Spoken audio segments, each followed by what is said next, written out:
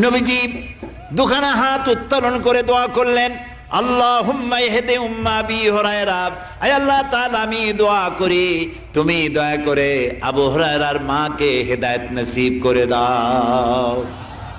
রাসূলুল্লাহ দোয়া করলেন আল্লাহ ওর মায়ের হেদায়েত করে দাও। হযরত আবু হুরায়রা রাসূলের মুখে দোয়া শুনে দিয়েছেন দৌড়।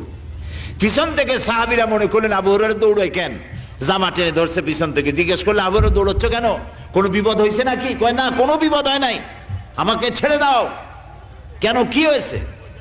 হযরত আবু হুরায়রা বলেন, সাহাবীরা আমাকে ছাড়ো, আমি দৌড়াইয়া বাড়ি গিয়ে দেখতে চাই। আমি আগে দৌড়াইয়া বাড়ি পৌঁছলাম, নাবি বাড়ি পৌঁছবার আগে আল্লাহ নবীর দোয়া আমার বাড়ি পৌঁছায়। সেই দুইটা জিনিসের কোনটা আমি দেখতে চাই।